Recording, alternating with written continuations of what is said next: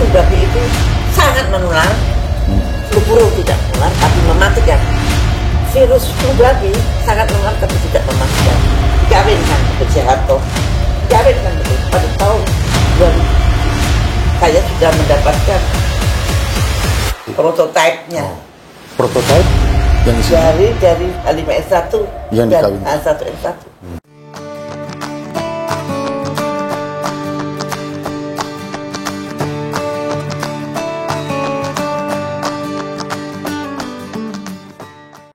Pemirsa, selamat sore. Kembali berjumpa dengan Ibu Siti Fadila Supari pada sore hari ini. Kita akan mendengarkan hal-hal yang begitu penting yang akan mempengaruhi kehidupan kita di masa depan. Selamat menyaksikan. Selamat datang Pak Web. Selamat sore Ibu. Ibu apa kabar? Baik. Ibu sehat kan? Ya, dan sehat terus ya. Ya. Bu, baru-baru ini banyak pemberitaan di nasional maupun juga di internasional tentang kembalinya flu burung. Yang kita ingat pada waktu itu adalah pada saat Ibu menjadi Menteri Kesehatan. Salah satu yang dihadapi oleh Indonesia pada waktu itu adalah wabah flu burung. Menurut Ibu, apakah kembalinya flu burung saat ini sangat penting dan bisa menjadi pandemi seperti yang dikhawatirkan oleh para ahli? Menurut saya sangat penting. Dan paling khawatir mungkin saya. Karena saya tahu bahayanya bukan pada H5N1-nya saja. Jangan-jangan perkawinan antara H5N1 dan H1N1 itu akan dikeluarkan oleh CDC. Saat ini berbagai media, nasional maupun internasional sedang meramaikan kembali pemberitaan tentang kembalinya flu burung. Di Kamboja dikatakan sudah ada 2 orang korban. Apakah menurut Ibu, korban ini memang disebabkan oleh flu burung yang dari unggas, sehingga ada kematian pada 2 orang itu? Kalau lihat berita itu, saya sebetulnya ingin ketawa. Pasien-pasien flu burung yang mati itu tidak berasal dari infeksi pada unggas. Infeksi pada unggas bisa terjadi pada manusia, bisa terjadi. Tapi kedua-duanya tidak ada hubungannya. Dulu WHO mengklaim bahwa infeksi pada hewan atau pada unggas bisa menular pada manusia. Sudah diteliti ternyata tidak terbukti. Artinya belum pernah terjadi? Belum pernah terjadi infeksi bahwa H5N1 unggas itu mempunyai reseptor pada manusia.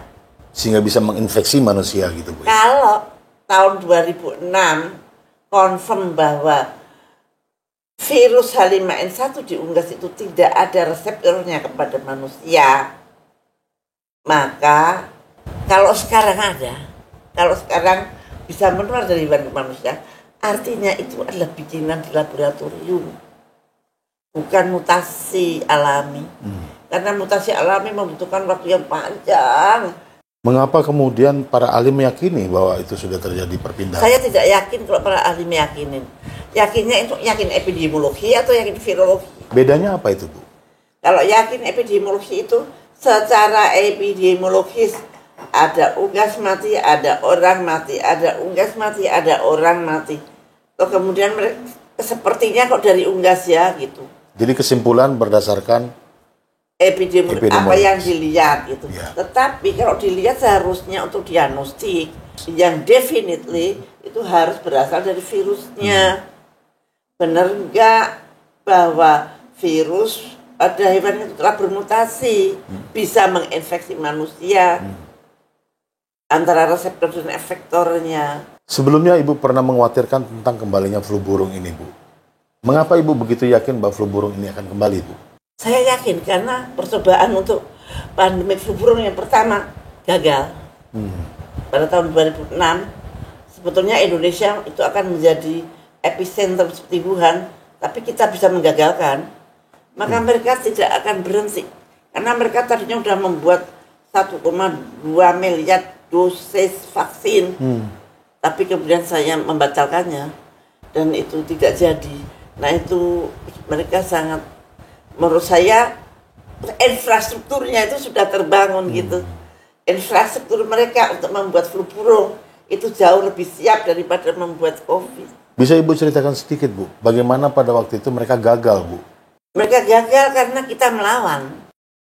Kita melawan bukan berdasarkan epidemiologi. Mereka mendiagnosa secara epidemiologi, saya menetapkan secara virologi. Kalah dong epidemiologinya. Epidemiologi itu adalah penyebab yang tidak langsung. Tapi kalau secara virologis, itu adalah penyebab langsung. Tidak bisa diutik-utik lagi. Pada waktu itu mereka mengatakan bahwa sudah ditemukan kematian akibat infeksi dari manusia ke manusia di Kabanjahe, Sumatera Utara.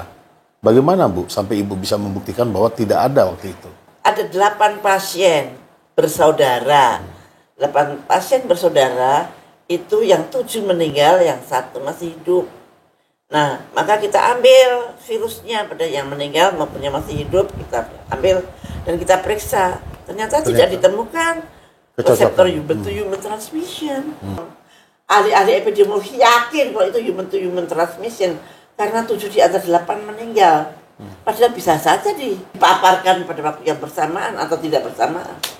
Akhirnya tidak jadi pada waktu itu. Ya, akhirnya tidak jadi KLB di Indonesia, tidak jadi PHEIC di Indonesia, tidak jadi epicentrum di Indonesia. Tahun 2006, ingat itu sejarah dunia kesehatan. Kalau nggak salah ada media memuat pada waktu itu, Ibu, ya. Media apa ya, Bu, ya? Ibu ingat nggak? Oh, The Economist. Ya. Disebutkan Menteri Kesehatan Republik Indonesia berhasil menghentikan wabah flu burung bukan dengan vaksin, tapi dengan politik transparansi. Nah, sekarang bagaimana kalau kita menghadapi flu burung yang akan datang? Harus transparan. Bisa Ibu jelaskan transparan seperti apa? Transparan itu misalkan begini.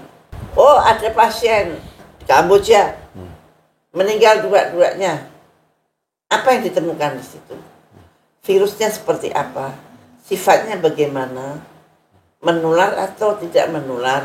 Pembuktiannya tidak cukup epidemiologi saja. Oh, nggak bisa. Epidemiologi sangat lemah untuk memastikan suatu pandemi. Seperti COVID kemarin hanya epidemiologis. Tapi terus yang lain-lainnya bisa menyihir seluruh dunia seperti pandemi. Padahal ternyata belum ditemukan syaratnya pandemi yang nomor 1. Syarat-syaratnya gimana? Ditemukannya virus antara binatang dan manusia. Sampai sekarang belum ditemukan. Karena tuduhan antara Amerika dengan Cina. Yang Amerika menuduh Cina, Cina menuduh Amerika. Artinya mereka sama-sama belum memiliki atau sudah memiliki tapi di laboratorium. Kalau di laboratorium seperti itu artinya bagaimana, Bu? Berarti bukan pandemik alami, tapi virus itu dibuat oleh manusia, direkayasa oleh para ahli di laboratorium. Artinya itu adalah bioterorisme. Artinya itu adalah bioweapon. Jadi perang antar senjata biologi itu. Bu, kalau misalnya kemudian memang terjadi masuk ke Indonesia, apa yang harus kita siapkan untuk menghadapi? Satu, pastikan bahwa itu memang menular dari manusia ke manusia. Tapi kalau bisa membuktikan itu menular dari manusia ke manusia, satu yang harus diingat bahwa ini bukan pandemik biasa, bukan wabah biasa, bukan wabah yang alami, tapi wabah yang dibikin manusia atau bioterorisme. Nah, ini yang pemerintah harus tajam, pemerintah harus pinter di dalam hal ini. Jangan nurut saja. Jangan nurut saja dengan mereka, jangan nurut saja dengan orang-orang asing. Itu kan karena kita tidak punya kemampuan. Kita punya kemampuan, punya ahli-ahli virus yang andal, punya alat-alat. Pak Menkes sudah beli untuk genome proyek itu. Nah, itu mesinnya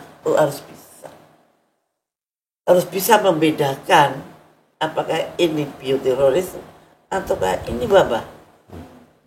Dan yang paling penting apakah itu bioterorisme ataukah itu wabah, kalau korban sudah pada rakyat.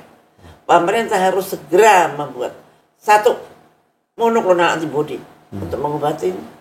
Kedua, vaksin untuk prevensi bagi yang belum kena. Vaksin flu burung yang sudah stabil kita sudah punya. Vaksin virus flu burung yang sudah stabil kita sudah punya. Jadi bisa dibikin vaksin. Vaksin harus dari H5N1 strain Indonesia. Kenapa Bu harus strain Indonesia? Karena strain Indonesia itu paling kuat, paling ganas. Jadi kalau dibikin vaksin itu paling efektif dan efisien dan overprotected.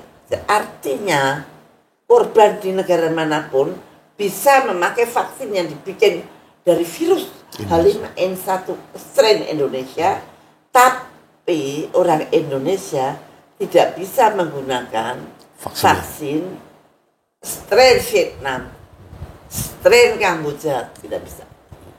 Orang Indonesia harus memakai vaksin yang dibuat dari virus strain Indonesia. Jangan mau kalau diberi virus yang strain Vietnam atau yang lain. Ini udah ada buktinya. Soal monoklonal antibody tadi Bu, itu bagaimana Bu? Bedanya apa? Monoklonal antibody itu karena kita sudah punya virusnya dan barangkali sudah banyak yang mempunyai antibodi di dalam tubuh rakyat kita. Sebenarnya sudah banyak antibodi tentang flu burung tinggi. Nah itu ahli-ahli molekular biologi akan bisa membuat monoklonal antibodi. Dulu waktu itu saya sudah berencana untuk membuat monoklonal antibodi, tapi kemudian saya sudah tidak jadi menteri lagi, jadi tidak bisa saya teruskan. Kemudian hilang begitu saja. Waktu itu saya akan bekerjasama dengan Temasek Singapura. Ibu katakan bahwa virus strain Indonesia flu burung ada di kita dan kita sudah siap untuk kemudian membuat monoklonal antibody ataupun juga vaksinnya. Kira-kira untuk ke depan, apakah ahli-ahli kita cukup mampu untuk membuatnya? Insya Allah cukup mampu. Artinya kita memang benar-benar bisa menghadapi ancaman daripada virus flu burung bisa. ini. Kalau kita kompak, kalau kita berani, jangan takut-takut lagi seperti pada waktu COVID. Kalau kita berani, negara loh ya, bukan kita ya, negara kita berdaulat dan berani, saya kira yakin bisa mengatasi flu burung. Asal itu kita harus berdaulat. Syaratnya cuma satu, Indonesia harus berdaulat. Menteri Kesehatan Republik Indonesia harus berdaulat. Jangan pikirkan yang lain, pikirkan bagaimana melawan pandemi ini. Jangan pikirkan bisnis, jangan pikirkan yang lain, kepentingan yang lain selesaikan dulu. Hadapi itu dengan tulus, hadapi itu dengan keberanian. Bu, ini kan kita barusan selesai pandemi COVID. Kemudian dihadapi dengan pandemi kemungkinan adanya wabah flu burung. Apa yang harus dilakukan oleh masyarakat untuk mempersiapkan dirinya? Masyarakat mestinya harus well informed. Jangan langsung ayam-ayamnya dibunuhin. Ayam kampung biasanya yang diinter mereka. Ayam kampung jangan ada langsung bakar-bakar kayak zaman dahulu.